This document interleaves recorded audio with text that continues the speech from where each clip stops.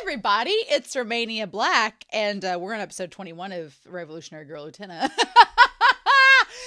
oh, no big deal. Wakaba, last episode just was shacking up with Saionji, but not really shacking up because Saionji only wants to shack up with Touga, but that's not here or there. We're not going to talk about that. But yeah, Wakaba ended up having her heart broken. She ended up getting jealous of Anthe, ended up going to the Black Rose Society, ended up trying to fight Utena. Utena was like, hell no, bitch. And then you're my best friend. And then everything seemed to be all hunky-dory, but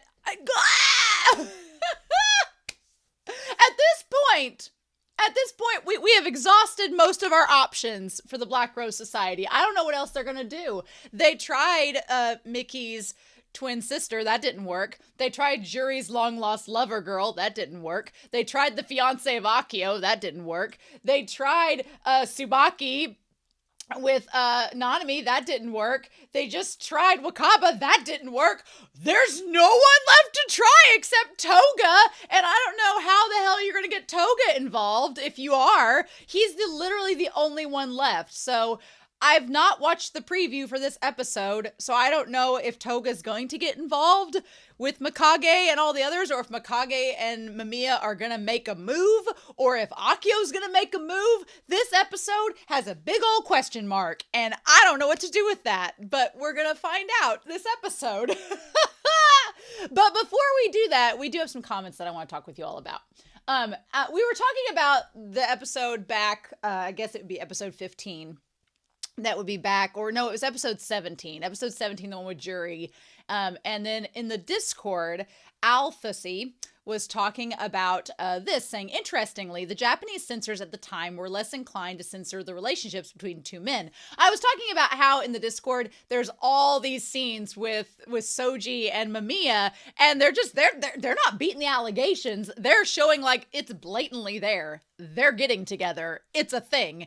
And nobody's censoring a thing. And so they were talking about this. Utena aired after the quote-unquote gay boom in Japanese media during the early 90s, where popular representations of relationships between gay men became more common. Utena actually faced more hurdles and obstacles for depicting lesbian relationships, which were more commonly associated with pornography, particularly BDSM culture, due to some complicated cultural history, and were more likely to be subjugated to Japan's public obscenity laws as a result.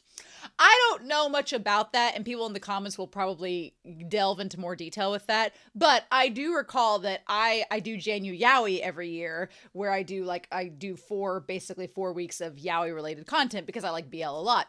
And I have noticed there is a lot of 90s BL, a lot of it that's out there. It's like 70s and 80s, it's published, it's there, but 90s, it's like, boom, it's there, baby. And it's just like in your face. And so, which is not a bad thing, but you can definitely see the spike in the graph. So that makes a lot of sense. Althusy also says, unfortunately, the only 2 types of mental health care for students at Otori Academy seems to be talking with Akio or riding Mikage's magical therapy elevator. I'm forever going to call it Mikage's magical therapy elevator in the tune of Hop on the Magic School Bus. Like it's going to be the Magic School Bus, except instead of Miss Frizzle, it's Soji Mikage. Hop on Mikage's magical therapy elevator. Doesn't quite have the same ring, but it's better than Akio's Star Lab. Which is infinitely more creepy. So yeah, Althusy, I'm going to have either Akio's Star Lab or Mikage's magical therapy elevator are the only sources of therapy at Otori Academy, and that is terrifying. So, but thank you for that comment. I've been laughing all day about that line. So, Schadenfreude, a fetishist, says another history with censors was Latin America. For most of its history, anime has been broadcast with little to no censorship regarding violence, swear words, but not sexuality or sex-related topics in general. Whether a topic is going to be censored, it's almost random, depending on the actual country doing the dub that usually gets distributed to all Latin America, the intended audience in the TV or cable channel broadcasting it. Until early 2000, the second reason wasn't that relevant. The curious case of Revolutionary Girl Utena is that many mentions of Playful homosexuality were censored, like Wakaba teasing Utena, but serious homosexuality, like Jury's situation, was left almost entirely without censorship. I guess they tried to censor all of it, but realized that the plot of Jury would be absolutely destroyed. Jury beat the power of lesbian censorship. Let's praise Jury for this moment and what she can do. So thank you. That was a good comment as well. Kaizamik notes that a comment on an early reaction video mentioned that Ikuhara is a Twin Peaks fan. I love that. I get a Black Lodge vibe from the counseling sessions with the transformed duelist akin to the Lodge's doppelgangers. Yes, I love Twin Peaks. So the fact that the Black Lodge is the counseling section, if you've ever watched Twin Peaks, yes, that absolutely makes sense. Although the short man in the Black Lodge, I would say that Mikage Soji is a lot more of an attractive alternative to that.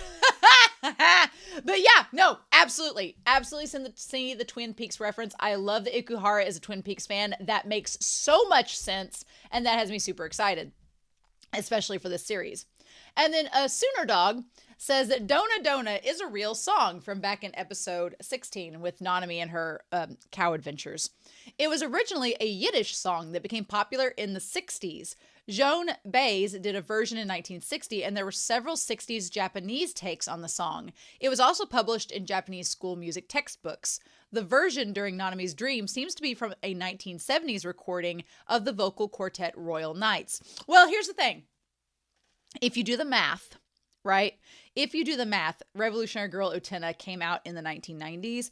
So during that time, Ikuhara was probably in their 20s, maybe early 30s. So if they used the 1970s version, that was likely the version that Ikuhara grew up with. So it would make sense that they used a version of a song that Ikuhara knew from childhood for the dream. So the dots all connect. The timelines add up. All this makes sense. So good.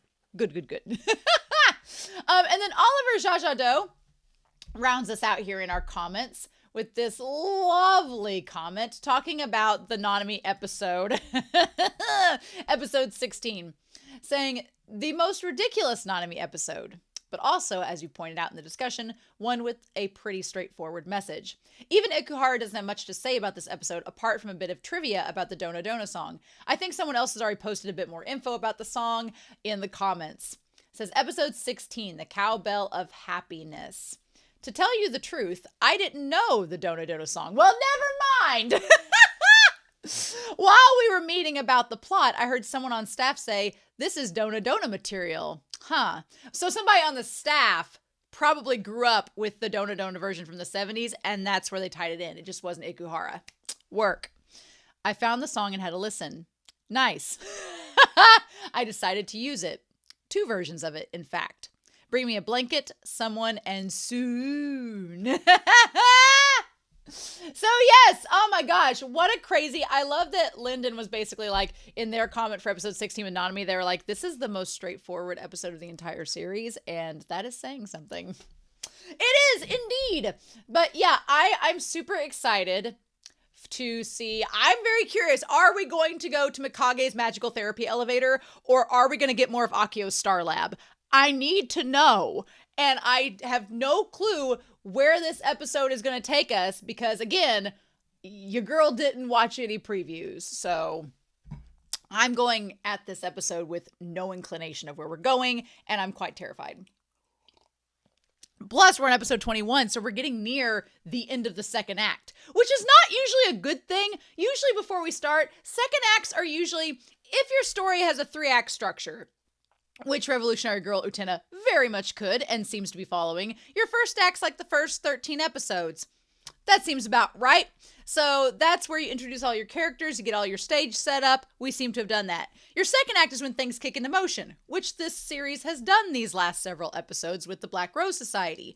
But usually Act 2 ends with your characters in a very bad situation and things look dire and it doesn't seem like things are going to work out. And then the final act is where you figure out if things are going to work out or not. So I don't know. We're on episode 21.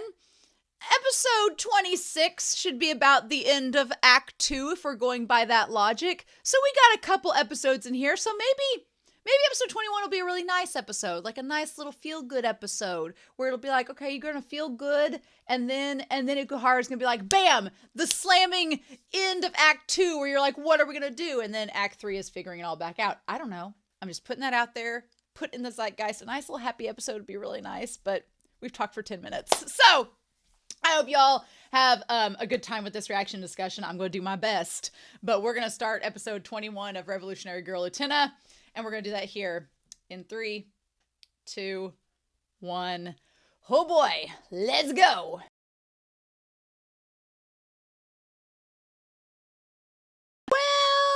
Well. Called it.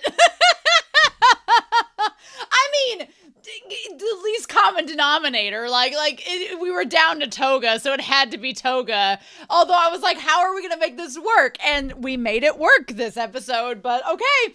Well, now, for sure, there are no other options. we have, by process of elimination, gotten rid of every possible person that could be a duelist right now. We've had Saionji targeted. Everybody in the student council has been targeted. Saionji, Juri, Miki, Nanami, Touga, and Wakaba, so it's not limited to the student council. Wakaba as well.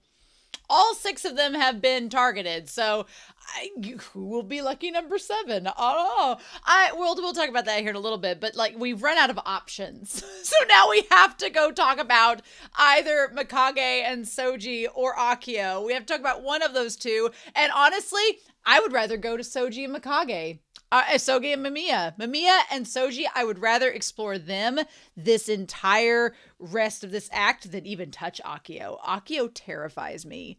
Absolutely terrifies me because I'm like, I don't like where this is headed. This is not headed to Goodstown. So I was stumbling over my words this reaction, and my brain was firing faster than my mouth could catch up with. So we need to talk about this. But I do want to go back to the preview from episode 20 and kind of run through it. And so we have here, this isn't funny anymore. And it says, what's the matter, Utena-sama? Lately, whenever Nanami sees me, she starts yelling at me and calling me a pesky insect who's got its hooks in Touga. Like a mosquito, right? Well, that's rude of her. That's what the preview says.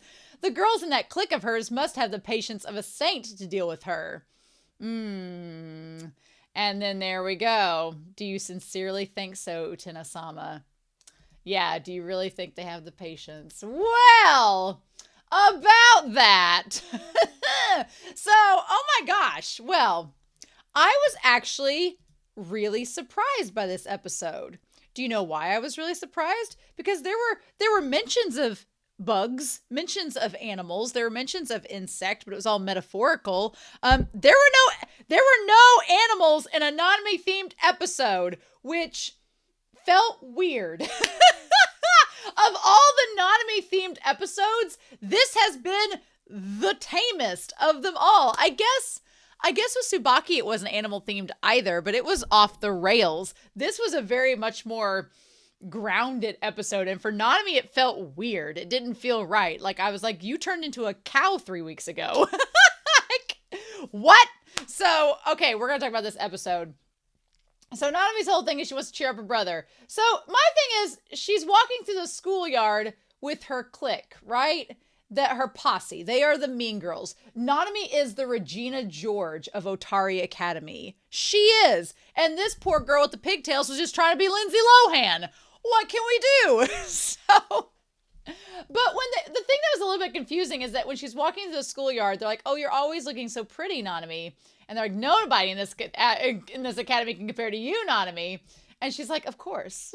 Maybe she's born with it. Maybe it's privilege. That is Nanami. And they're like, we're just happy to be in your company, Nanami-sama. And so then we see this whole episode titled Pesky Insects, which the way that Nanami turns her head and glowers at them from behind her, and then it immediately cuts to the title of the episode being Pesky Insects. It kind of, to me, seems like Nanami, the whole time, Nanami does not want anybody to get with her brother. She is the protective younger sister that's like, I love my brother, and if anybody can have him, it has to be me.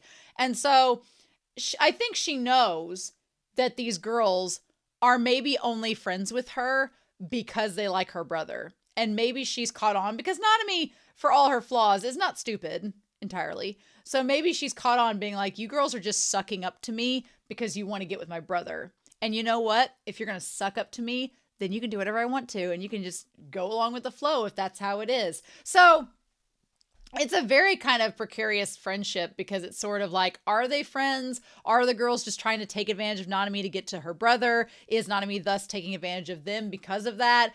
Is it like a symbiotic relationship? We'll talk about it this episode, but that was just a really interesting moment where she looks back, like she kind of sees through them and everything about them. So that was in the present, right? So then we go back to the entrance ceremony. So this was, back when Nanami first got into the entrance school. And so we go back, and that's when she first met the three of them. And I was trying to say, we wear pink on Wednesdays, and in the reaction, it was not cutting it. And I was like getting tongue-tied and frustrated with myself. But they're like, do you want to go? If you'd like, you could join our group. So they asked Nanami first, to be fair. They did ask her to be friends with them to begin with. And that's when her brother showed up. So to be fair, even though I just said that about Nanami and them, they did ask Nanami to be their friend first. So Nanami was invited. And then Touga shows up with his beautiful L'Oreal hair, looking amazing. And she's like, oh, big brother. And then they're like, oh, that's Kiryu Touga-sama. Also, I was getting Uzumaki flashbacks because the one girl, I think Akio, I'm going to have to go. Anthe explains who is who. Anthe, despite, we're going to talk about Anthe in this as well, despite looking like she's been sleeping the entire episode, was paying attention to which three girls were which. And I wasn't. So Anthe was ahead of me on that one. But yeah, Touga, the president of the student council. And then that girl is his sister. They're like, has to be. He wouldn't be dating her. And honestly, other than the purple eyes and the pretentiousness, there's not a lot of similarities between the two of them, but they do both have a lot of charm. So I like the fact that anytime in anime we see Pocky sticks, they call them Pachi sticks to like make them look a little bit different. It's super cute. These girls need to clean up after themselves though. That table is a mess. I'm like, you girls are being a bunch of slobs. Clean your shit up.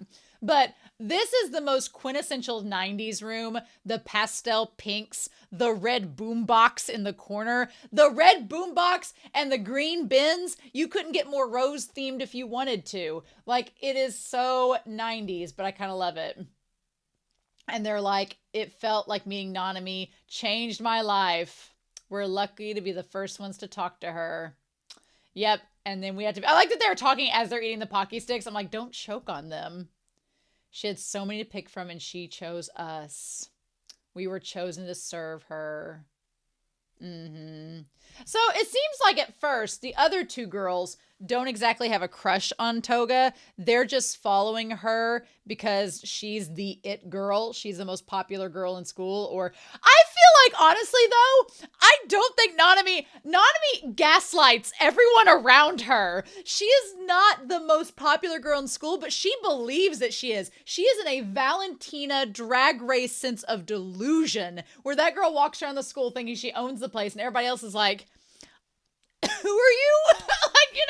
But the ones that like her are like a moth to a flame. The people that like her friends, those three guys that surround her, Tsubaki, like the ones that like Nanami, they are drawn to her. And the ones that aren't are like, who are you? So it's funny the dynamic between Nanami and everyone else, but Nanami full on believes that she is the it girl. And I'm like, girl, you're just rich. But yeah, okay, so Akio is the girl with the dark hair, and Yukio is the redhead because she just called out her name. Right, and then Keiko. For a moment, it was like these three women were planning a gigantic polyamorous Yuri relationship with Nanami. And I would have supported it 100%. Or they were planning like this giant orgy with Touga. And I mean, from what we've seen of Touga, he probably would have been down for it, which would have been ridiculous.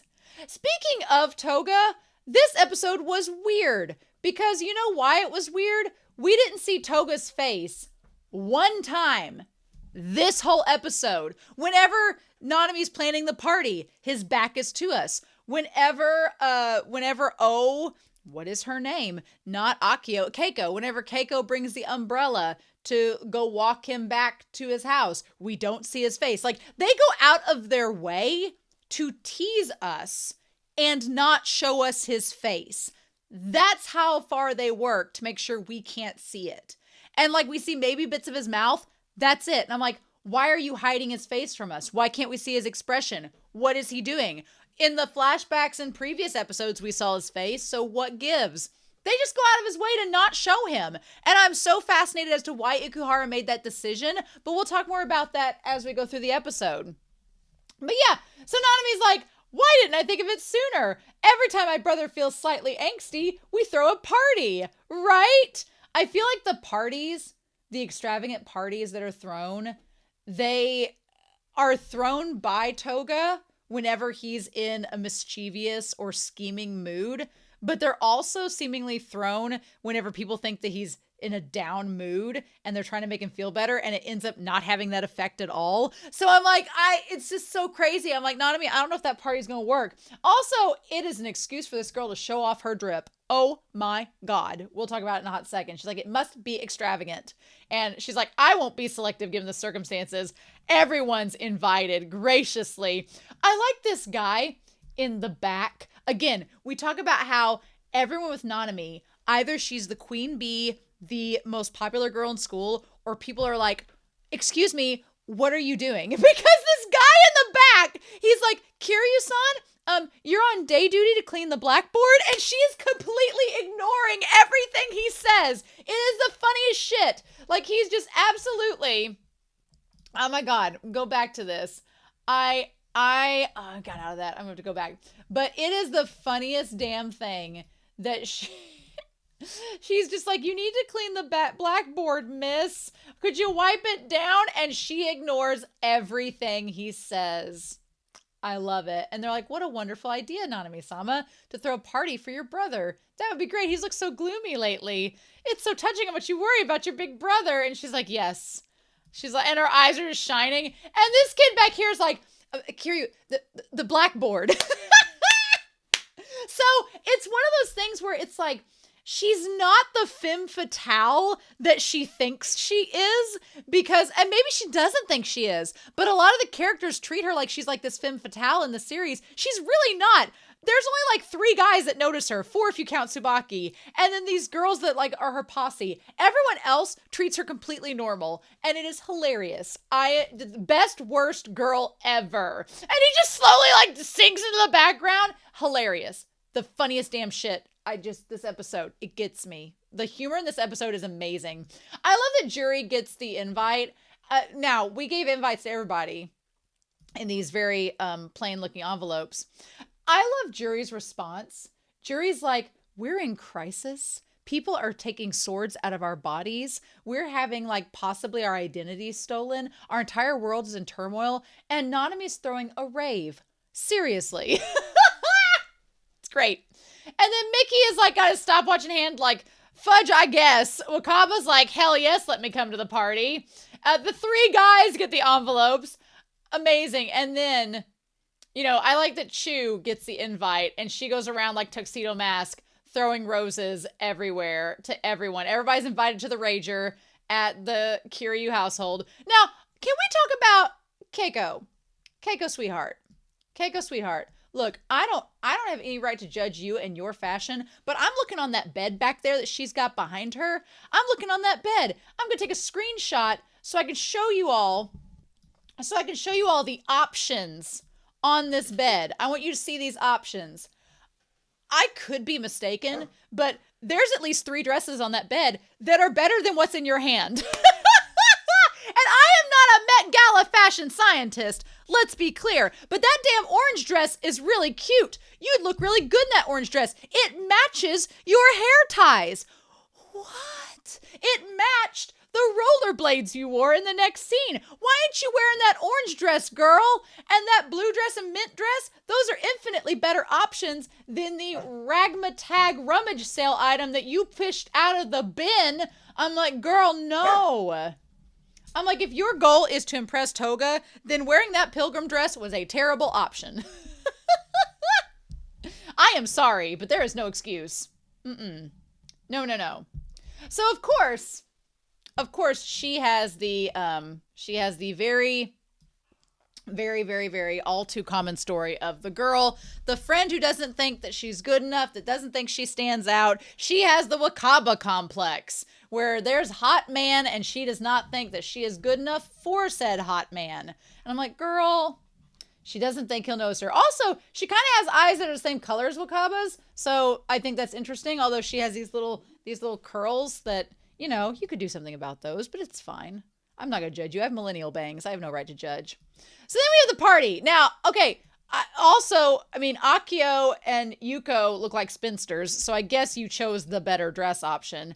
But I mean, for being girl, you got talent. Also, her saying that she's plain, I'm like, girl, you're on freaking rollerblades. There is nothing more eccentric than a girl on rollerblades at a party. Like, no, I mean, you cannot go around saying you're bland when you're riding around on roller skates. No. Mm-mm. Also, are like, don't you think that dress looks good? Yeah, it's super pretty. I'm like, oh, I wouldn't trust your friends. I don't think they're being very truthful. It damn sure don't match your earrings and hair ties, girl. I would have fixed those. Put some ruffles in there if you're going to. They damn sure ain't going to match up Nanami. Okay, I will be 100% transparent with you all. Someone on the Discord weeks and weeks and weeks and weeks and weeks ago, because I keep track of Nanami's drip. Me and Nanami's drip. Nanami's wardrobe is like iconic. I want it. I need it. There's no chance I could have all these dresses because I don't really wear dresses, but I want it. This dress with the 80s, like the little boat neck nautical like thing, the gloves, the bow in the back. Love it. I'm going to be honest with y'all. Weeks ago, someone in the Discord shared a meme and it had this picture. And I was like, we haven't seen that Nanami look yet. And they were like, oh no, I spoiled you. And I'm like, you did. Don't be spoiling Nanami drip. This is iconic. So I was a little sad that I got spoiled from an outfit that's this good. But y'all, this outfit, look at this. She comes down, the black, the gold. It's amazing. Everything about this. The cut. The only thing that doesn't work is the jewelry. I don't know why she's wearing purplish pink jewelry. That doesn't match. But you know what? Bless her, she's in middle school. The budget. So yeah. And then she says, I completely forgot, but I have some student council paperwork to put together tonight. So she's like, I need somebody to go do that. And so this part was kind of a bitch move. And if I was Keiko, I would have been a little bit mad. And I would have kind of stood up to Nanami. And I guess at this point, what's interesting is that I don't know. If I had been Keiko, even if I had a crush on him and I was afraid of making Nanami mad, I would have been like, no, it can wait till tomorrow. But she sacrifices getting to see Touga at the party to go do Nanami's work. And I'm like, Nanami, girl, that was a bitch move. That was really a bitch move. Even if you suspected that your friend liked Touga, you shouldn't punish her like that. Like use communication. Don't be petty. So that really sucked. Like, I felt for her. And she decides to go. She's gonna go do it. And she almost speaks up, but she's like, I've always watched Touga from the sidelines. Yep. And she's like, the one who can get near him is the fairy tale princess. And I'm like, girl, you shouldn't be worried about Nanami because she's his sister. This ain't Game of Thrones. She ain't gonna end up with him. I do love the image of her sitting in the file cabinets and it's just row after row. She's sitting on the ladder and it's all these file cabinets she's like doing student paperwork through. That part's amazing. Like the imagery there, mwah, chef's kiss. I absolutely love it. It's so good. So yeah, the most egregious thing about this episode is that we don't get to see Touga interacting with Utena and Anthe. I'm like, the last time all three of them saw each other, Touga jumped in between Utena and Saionji slashing her. So what was that conversation like? What did they talk about? Anthe looks like she's perfectly fine. Chu's having a great time. And Utena's like, she's kind of blushy around Touga. We don't get to see that. That is a crime against humanity. What the fudge? I guess it wasn't relevant. And then we see Nanami shooing them away. Which she gets back just in time to watch Nanami shoo them all away. And then, now when she went to the room and put her hair down and took her dress off, I thought she was about to have like a she's all that moment where she puts her hair down, puts some makeup on, and slaps together a sluttier dress than what she was wearing and like waltzes back in there. I thought that's what was going to happen. But nope, that's not what happened. Instead, she gets all mopey and says, he lives in a different world from me. I'm like, no, he doesn't. Nope, he does not live in a different world than you. You just got to take the initiative to go seek him out. And I'm like, girl, he may seem like he's in a different league than you. He's just in a different socioeconomic bracket. That's the only difference, girl. And she's like, a girl like me, how could I get a guy like him? Usually, if that's the case, it's like, they're probably not worth getting, So Utena's like, wow, Touga looked better than we thought. And I'm like, would have been great if we'd gotten to see that interaction. And then Miki's like, well, he still didn't come to the academy, so he's still, not being here. I want to know why Anthe was nodding off this whole time. It seemed like she was nodding off and not paying attention to what was going on. It almost seemed intentional that she wasn't paying attention to what was going on so that she wouldn't be held liable. But I don't know if that's the case, right? And then I like that Utena's like, well, the way that Touga is, I bet you guys aren't doing really great in the student council. And I'm like, again, the backhanded compliment where she's like, he was pretty organized and Nanami is not. So how's that going for y'all? And Miki's like, terrible. Thanks. Great. And that's when Nanami shows up and is like, oh, you're so worried about my brother. So you just sneak around and spy on him, huh? And my thing was, she says that they sneak around and spy on him, but I'm like, bitch, you invited them to a party to see him last night. I was like, no, that's not it at all. What? This episode is madness. Madness. And then, yeah, Utena's like, who's sneaking around? You invited us there. And then they all are like, well, you were just talking about him. You've got some nerve. And she's like, what in the world? I like the one girl, Akio says meow. Like again, and Utena's like, what the fudge? She's like, it's cause I went to the party that I was invited. And then Nanami is like, well, that's no reason to gloat. Haven't you heard of the ugly friend effect? Now, the ugly friend effect, I'm like, wait, what? Which she's like, some people have such nerve. I like that Anthe is sleeping throughout this entire conversation and Miki is looking at a stopwatch. Like they are not giving Nanami the time of day, right? And Utena's like, what are you talking about, ugly friend effect? And they're like, know your place in the pecking order. Yeah. She's like, I can't stand the thought of someone like you hanging around my brother. So I wanted to see what they were talking about. The, is this a thing? I want to know for sure. The ugly friend effect. I know there was that movie, The Duff, that was there. Yeah, the ugly friend effect is a scientific phenomenon that describes how people appear more attractive when standing next to someone who is less attractive, or the cheerleader effect, as it's sometimes called. I mean, is that Nanami's excuse for having the other girls around so that she'll look better by comparison? I don't know. But she's like, any and all insects swarming around my brother will face my wrath. Which is funny because the one girl ends up calling Nanami an insect in the end. So yeah, I like that Miki's like, oh, I'm so sorry that Nanami was so rude. And Utena's like, oh, it's fine. We've been around her long enough to know. It happens all the time. And then and Anthe's like, oh my gosh, was I asleep? What happened? So she's like, oh, Choo-Choo was crying all night, wasn't he? And kept you up. Now, did Anthe go visit Akio? And that's why she's asleep? I don't know. But also Choo-Choo having gas from all the food he ate. A little gross, but we'll take it. Anyway, speaking of which, we go to Akio, and Akio's been giving astrology lessons to Utena, our resident himbo.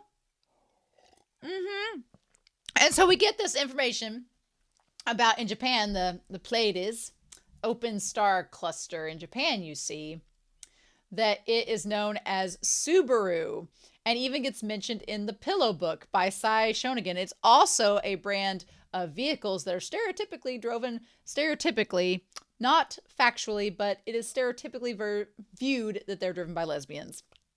I have a friend whose daughter, she bought a Subaru, and someone was trying to make fun of her and asked if she was a lesbian because she has a Subaru, and she goes, no, I'm the mother of one though, so thank you. It's like, it's like, get him. So yeah, I thought the moment Subaru was mentioned, I was like, oh, okay, interesting.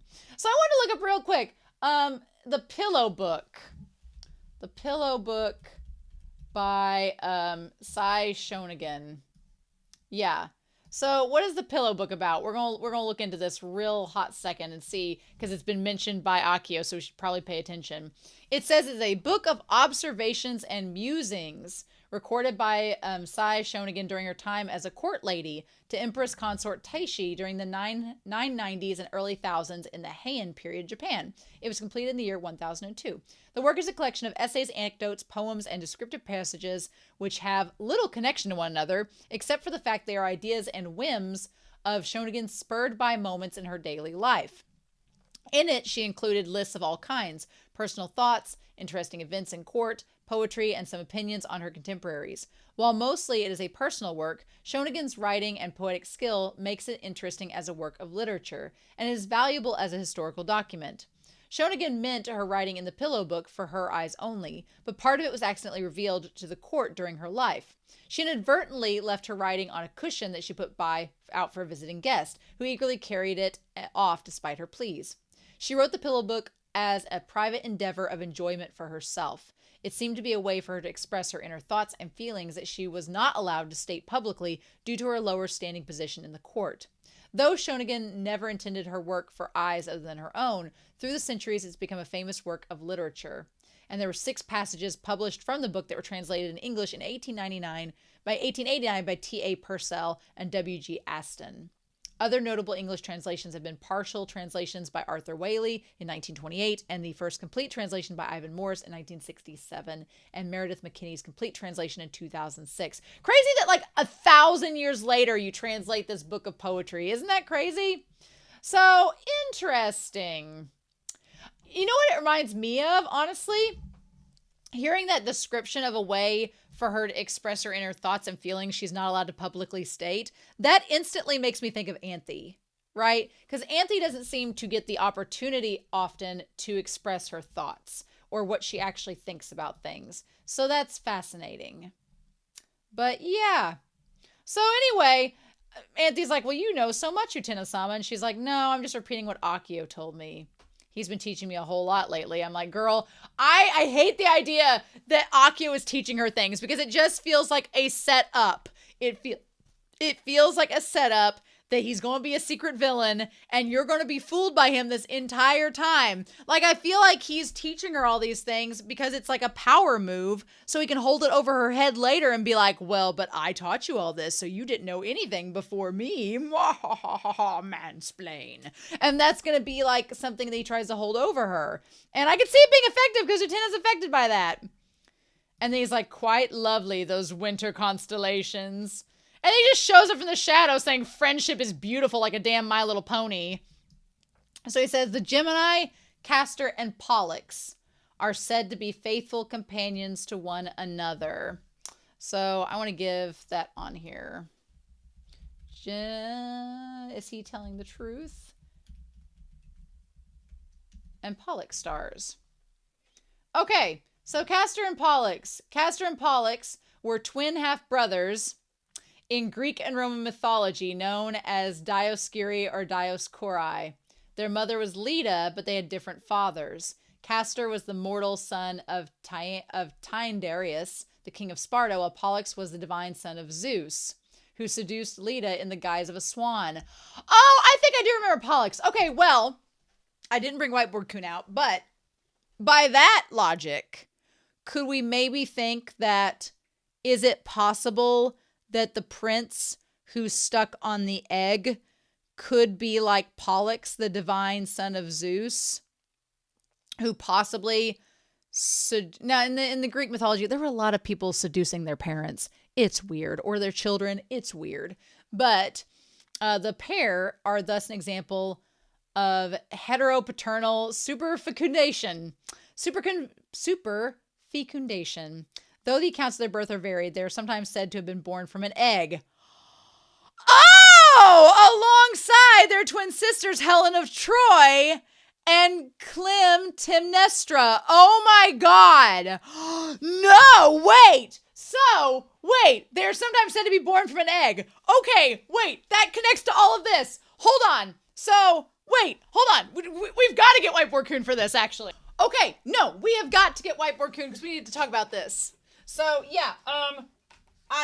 can't just write this down, right? Okay, so in going with this, we have Gemini. Gemini, who is said to be friends with Castor and Pollux, right? I'm going to get a better marker because we need a better marker to talk about this. Oh my gosh. Okay, so if we're doing this, I could be totally wrong, so humor me. But we have Gemini, right? We have Castor. We have Pollux. Okay. And then it said they have twin sisters, which is the Helen of Troy. And also Clytemnestra. Okay. And they are all siblings. And Gemini's over here with his friend. Could Gemini be Utena? We're going to leave that up there, right? So Helen of Troy is Anthe. Helen of Troy is Anthe. Everybody wants Anthe, so that's Helen of Troy. That all makes sense. That all makes sense. So Castor is the divine son of Zeus, who seduced the mother. So seducing doesn't seem the prince's style, so I don't know about that. The seduction would seem more with Accio. But if we're talking about Zeus, the power of Dios is, which Dioscuri, and Dioscuri, oh my god. Yeah. So, well, let's read the rest of this, shall we? It says the twins are known as the Gemini or Castorus, as well as Okay. Pollux asks Zeus to let him share his own immortality with his twin to keep them together, and they were transformed into the constellation Gemini. The pair were regarded as the patrons of sailors, whom they appeared as St. Elmo's fire. Okay. They are also associated with horsemanship. The horses in the OP! Keeping in their origin as the Indo-European horse twins. Oh my god, the horses! So, okay, wait. So, let's look at it this way. You have Castor and Pollux. And in this, Pollux asked Zeus. So, Pollux took the power of Dios. And then he wanted to share his immortality with his twin to keep them together. So he took the power of Dios to connect to Castor. So one of these two are basically Accio and the prince. I can't decide which one's which, but they're basically Accio and the prince, right? And they become Gemini, the Gemini twins. Meanwhile, you have Helen of Troy over here, which is Anthe. And my theory is that Clytemnestra is Mamaea. I think that that's who Mamaea is, because that would make sense. So what do we have with them? Let me see here. They're in the Iliad, rescuing Helen. When their sister was abducted by so-and-so, the half-brothers invaded his kingdom of Attica to rescue them. I want to know more about, I mean, this is all possible of who they're drawing from, but it may not directly tie to the mythology. But who is, okay, Clytemnestra was the wife of Agamemnon, the king of Mycenae and the half-sister of Helen of Troy. In Orestia, she murders Agamemnon, who is said to, by Eurydice, oh my god, to be her second husband, and the Trojan princess Cassandra that Agamemnon had taken as a war prize following the sack of Troy. However, her role in his death is unclear, and her character is significantly more subdued. It's commonly her name refers to as famed for her suitors, but this is a misreading.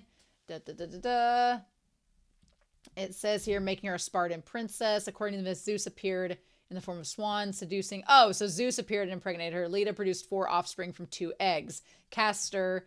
Oh! Castor and Clytemnestra from 1 egg, and Helen and Pollux from the other.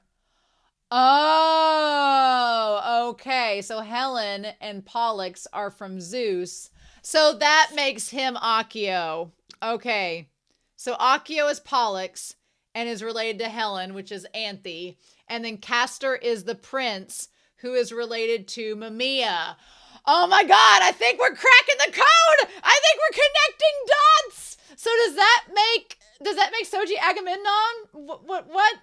Okay. What? Because it talks about people plotting his demise. I don't know. It could be. We could be onto something. But yeah, they're said to be the Gemini. Okay, so the Gemini, comma, Castor and Pollux, comma, Oxford, comma is important. Are said to be faithful companions to one another. But the way that you watch the stars together, you look even more beautiful than the Gemini. And Utena's like, gee, thanks. I like that he literally puts on the smoothest, like, he's like, well, but you're even more beautiful than the twins. And she's like, oh, you. Like, just not phased in the slightest because he's not her prince. And Anthony's just sitting over here like, da, da, da, da, da, da, da. Like, Anthony's just like, wow, cool. Thanks for hitting on her in front of me, bro. Great work. My thing is, Utena just leaves Anthe by herself with him. I guess Anthe said she was staying behind, and Utena was just like, okay, I'll leave. But I'm like, girl, it breaks my heart every time because I'm like, Akio, I don't trust him, and I think he's dangerous. And Utena's just like, bye, and just leaves her with him. And she's like, well, very well, Utena-sama, bye. And then it's like she leaves her in the dark elevator, and then she turns around, and then he's like, is that clear, Anthe? And he says, you are to continue to being close to Utena-san, like the Gemini, Castor, and Pollux. And she says, very well, big brother. So it's almost like he is trying to make, he says, you need to stay close to Utena, like he's trying to make Utena and Anthe into this version, which again, Castor in the original, which is the prince, and the prince that we know with the power of Dios is going to Anthe. So that could be the reason why he wants them to stay together. But I might have to do some reading into this dynamic before episode 22. I will fall down a rabbit hole if I stop now. So I may have to do some reading into this Greek mythology before we go on to the next episode. That seems very reasonable, right? So look at our sweet, her little white go-go boots and the rain boots and the orange umbrella. You know what? Keiko looks super cute. She has I was trying to figure out what she looked like. It felt very 90s. Her pink shorts and the yellow t-shirt. She literally looks like Kari from Digimon. 100%. I literally just had my mouse die, so I had to go find another mouse to plug in. Choo-Choo failed me, even though he's a monkey. Oh my gosh. I am wired from this revelation. I'm going to have to go back and do some research for episode 22, so that's going to be exciting. But yeah, she looks like Kari from Digimon. That's what I kept thinking about throughout her entire episode. And girl, you know what? Here's the thing. Touga is stomping angstily through the rain. Like he knows good and well he should bring an umbrella. He doesn't do it. He's just there. I don't know why he's out in the rain. I guess just for the angsty ambiance and the ennui. He's just like, ugh, my life, rain. I'm like, what are you doing? My thing is, I did not do the high school boy drama as a woman in my high school days. I did not do such things because I thought that stuff was stupid. The idea of these girls being all petty because one girl, held an umbrella for another guy that a girl liked. I'm like, are you freaking kidding me? I did not have time for that in high school. I did not have energy for that in high school. That was dumb. So I'm like, girl, if you like this guy, I guess, yeah. And the thing about it is, if you're going by like the girl code or the bro code or whatever you want to call the friend code, and your friend had a crush on a guy, then yes, if your friend has a crush on a guy, then obviously it's not cool for you knowing that your friend has a crush on him to pursue him unless you talk to said friend. Like there's another series I've watched, Puella Magi Madoka Magica. You should watch those reactions on this channel. It's the series that this series replaced. If you haven't, but in that series, there were two friends where the one girl did like the guy, but she didn't act on it. And so the other friend went up to her and was like, hey, are you going to act on this? Because if not, I would like to. And it was a whole thing. And like, if Nanami was not his sister, then I could totally see, you know, then we could have Keiko going up to Nanami and being like, hey, are you going to make a move on Touga? Because if not, I'm going to. But they're siblings, so it shouldn't matter if Keiko makes a move because they're siblings. And I know that I've had friends in the past who, like my best friend in high school, his best guy friend dated his little sister. And it was weird and awkward and it didn't last. But my friend was like, he likes my sister. I'm going to let it happen. I don't care for it, but he likes her, so I'm going to let it happen. Like, he was the better man about it, right? And Nanami is just so selfish. Like, I know she's best worst girl, but she's so selfish. Like, her friend clearly likes him, but she's just not good enough for him. And I'm like, to the point where she's regretting making life choices. And she's like, can't I just share my umbrella? And she's like, I may never have a chance like this again. So it is weird that we don't see his face. She's like, why don't you take my umbrella? And then Nanami shows up. Also, if Touga knew that Nanami was going to come in her Steel Magnolia's best and then still accepted the umbrella from Keiko, then that's on Kiryu. That's on Touga. If he knew his sister was coming to offer the umbrella, he should have been like, oh no, my sister's coming. I'm going to walk with her. But no, he let her walk with him because he's a man whore and he was totally fine with it. This whole family's messed up. Like every family in this series, right? But yeah, Nanami, this strip of Nanami's is definitely like 1980s Steel Magnolia. I'm not a big fan of the little peplum and stuff. Not my thing. But Nanami, of course, gets jealous. And I was like, the last time girl got jealous like that, she put a cat in a box and floated it down the river to its death. Obviously, Nanami can't fit her best friendie in a box, so the next best thing is to ostracize her from the entire high school. What the fudge, Nanami? What the fudge? She literally, as Mamiya's plucking that black rose, she's like, oh, hey, Nanami-sama. And she's like, oh, come here, Keiko-san. She's hiding under the, you know, the overhang there. And in a very similar meeting place to Mikage, to Soji, from a previous episode, just saying. But I'm like, Nanami, rather than being a normal, middle school, well-adjusted individual and telling Keiko, hey, I saw you with my brother, what the fudge, you should tell me if you have a crush on my brother, but you didn't tell me and you held it behind my back. Rather than have a conversation and communicate about it, you know what Nanami does? Instead, she ostracizes her and is like saying, you're dismissed from all, like she has control over this. Like you're dismissed from all clubs. And then she says, your dorm self-government association. How has she gotten a hold of them? Culture circles. And any other groups you belong to. Like, I don't think Nanami, I know she's part of the student council, so she technically has authority, but this feels like a moment where Mickey and Juri would come out from the other side of the wall and be like, Nanami, you actually don't have the authority to do any of those things. And Nanami's like, yes, I do. Shut up. I'm being dramatic. Like, because I'm like, how do you even, and Keiko's like, what are you talking about? And then she's like, the real pesky insect was beneath my feet this whole time. And you're going to face my wrath. And she said, wicked insects like you, I will completely destroy. Like, she goes full Regina George in this moment.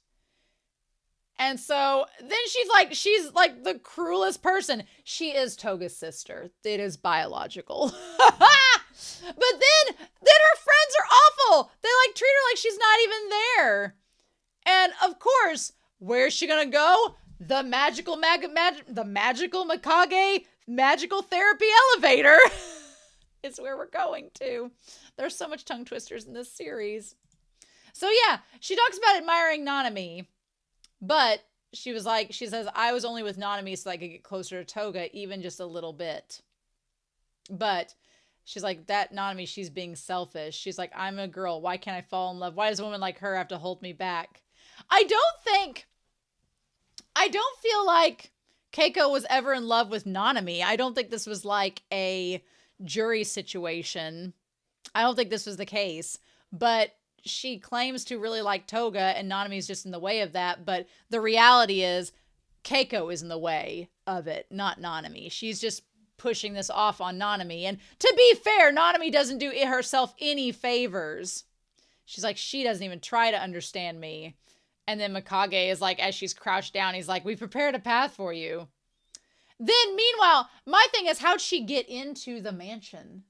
And just storms up to Toga's room. Toga doesn't even fight her. He doesn't even do anything. He just sits there and lets the sword be taken out of him. Again, this was a weird episode because Touga was like completely out of it. Like he was totally not himself at all. And it was very bizarre, right? Although the one thing that is not out of character for him is for him sitting around with his tits out. Like just like, you don't wear an undershirt, bro. I think even Saionji has an undershirt on. He's just out there showing his skin for everyone. And her slipping her hand down his chest, I was like, girl, she could have gone lower. Just saying. But then she gets the sword from him. I'm like, from now on, you'll only have eyes for me. And even when he falls back into the chair, he like collapses beautifully. Damn it. Damn it. My thing is, now that Touga has had the sword taken out of his chest, is he going to go back to the student council and be like, hey, weird thing happened to me last Thursday. Can we talk about it? And then we can have like a collective group meeting. Saionji would join in too if he could. Like, just what? Also, the fact that the girl, I've held this screenshot, the girl's like holding the sword in her arms and it looks like she's caressing it. It looks like a bouquet of flowers or something else. Why not? Why not? But yeah. So then, of course, Utena's like, who the fudge are you? Why are you having duels with me? I don't know you. And the extra's really funny because it shows the one girl pretending to be a praying mantis, one of the shadow girls, and the other girl who's the butterfly gets snipped by her. And then it shows them getting sprayed with what they think is pesticide, but then it says it was just air freshener. It's probably one of the most silly of the Shadow Girl transitions. But then again, this episode is pretty straightforward in terms of Keiko like Touga, Nanami being ridiculous. And so here's where we come to. I was like, girl. So then we have the duel. Go up to the duel here. Get up to this. And she's like, what is happening? I do love all the umbrellas on the desk. That's a wonderful touch. It looks great. So I can't help but notice a couple things. One, both Wakaba as well as Keiko, they both like Saionji and Touga respectively, neither of which like them back. It's very unrequited. But they both have like the poop brown jackets. Although Keiko's has like these like hornet stripes, like they're hornets. And then her hair ties have turned black, which is a fun little twist. I like that Mamiya has matching accessories to go with your Black Rose transformation. And then I like that Utena's like, who are you? And she's like, what's interesting about this duel is that she's fighting Utena. And I love Anthy's umbrella. Anthy's umbrella is amazing. But she's fighting Utena not to kill Anthy, which this is the first time this has happened. She's trying to kill... I'm like... Why are you fighting Utena? You're not trying to kill Anthy. You're trying to kill Nanami. Why are we having this duel in the first place? I'm like, there's no point. Because it's just like, do you just have to duel Utena if you become part of the Black Rose Society, regardless of whether Anthy's life is on the line? I don't know. It's so bizarre. But that's how this duel works. And I thought maybe because she was not tied to Anthy, that she was going to have maybe the upper hand, but that's not the case. And so then she talks about how Nanami has never saw her as a person. She's like, you know how Nanami is. And Utena's like, yeah, I do. She's like, she's never saw me as a person. She's only saw me as an insect, but she's the insect. And then I like Utena's like, how'd you get that sword? So I want to go back to the lyrics, back to the top here where we start the battle with the lyrics. So it says, vanish, fade away, and melt away. Get the hell away. Which ties to Nanami wanting everyone to leave Touga. And then it says, every last one of you, which is anybody that's in the way of getting between her and Touga. Sure. So I want to go through these lyrics for this. Vanish, fade away, melt away. And then it says, get the hell away. Oh, the lyrics, the verse, y'all, the verses. Cookie cutter fakers, all of you. Basically, Nanami is saying that all of you are exactly the same. You all want my brother and you're not worthy of him. And so then she says here, she's like, I've gotten to know the kind of woman that Nanami is. It says, betrayed by desires. So it's almost like Nanami is singing like your desires betray you in this moment. And so she says, I've served her even though I knew that. And it says, avenged by hopes. So it's betrayed by your desires to be with Touga, but you're avenged by the hopes of possibly being able to get with him. And at this point, Keiko's like, look, I knew what type of woman Nanami was, but I still stayed close to her because I wanted to get to her brother.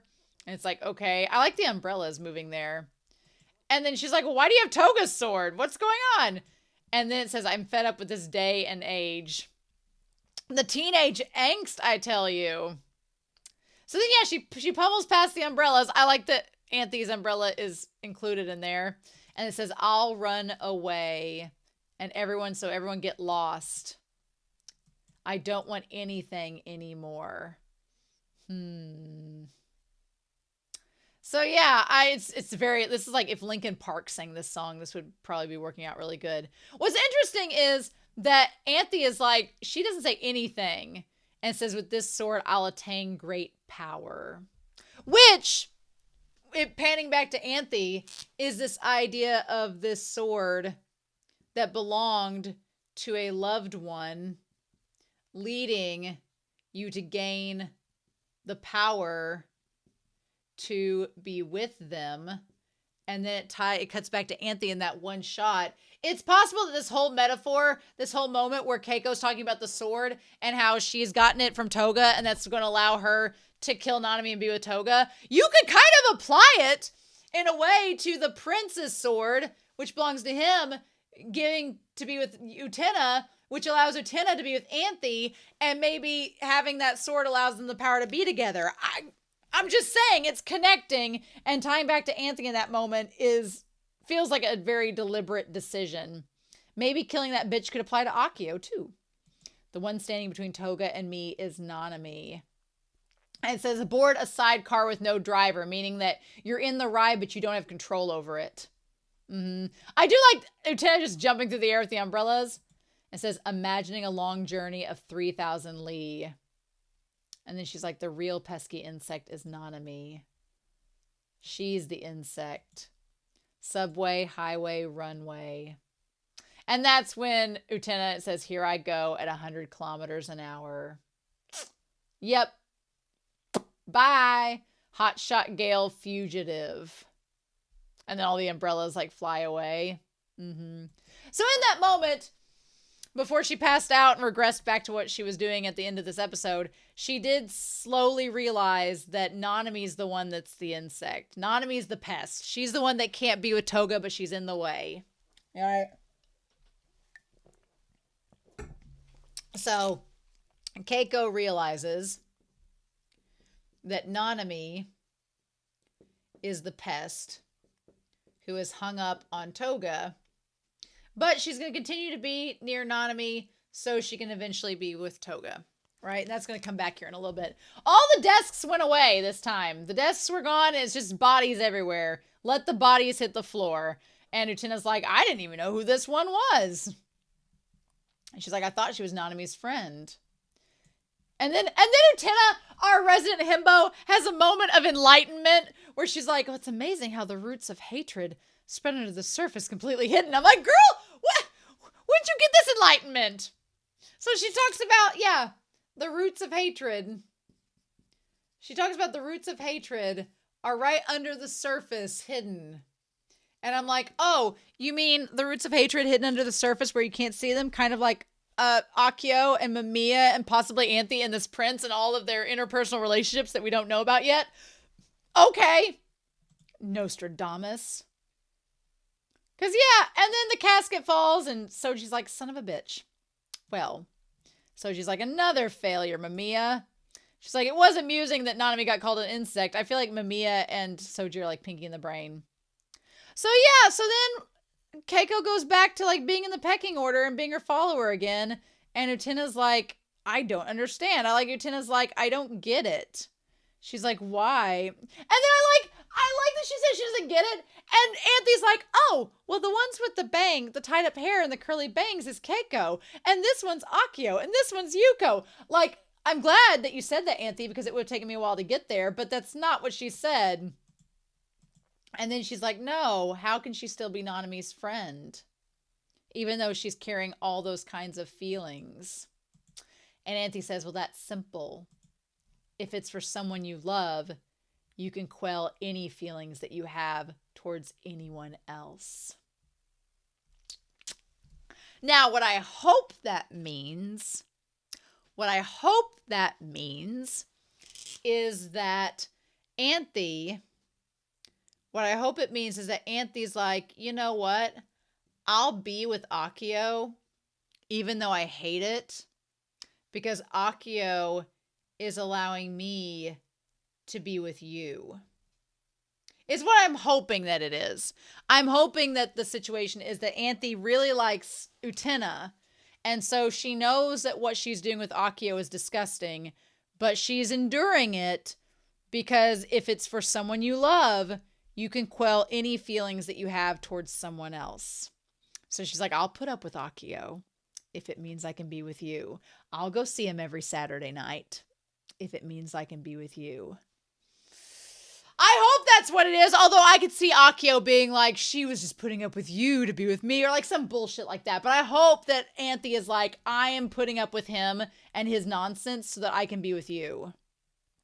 Because then Utena's like, you can deceive yourself as much as you need. And Utena's like, that was profoundly deep and cryptic and ominous, Anthony. What? So yeah, she's like, you can deceive yourself. Case of Delulu. So, oh my God, this episode. Oh my God. Yep. That all seems legit, y'all. So yeah, I've got some reading to do before episode 22. So I'm going to get on that. And otherwise, I hope to hear your comments down below, but I'm not watching that preview. Episode 22 is going to be a surprise. And at this point, we've cycled through all the student councils. So if it were up to me, I would gather our forces together and be like, what's the common denominator? And go after Soji ourselves. But we'll see what we get. So in any case, I hope you all have a wonderful week. Please stay safe, take care, and yeah, I'm back next week with episode 22 of Revolutionary Girl Utena. Ciao.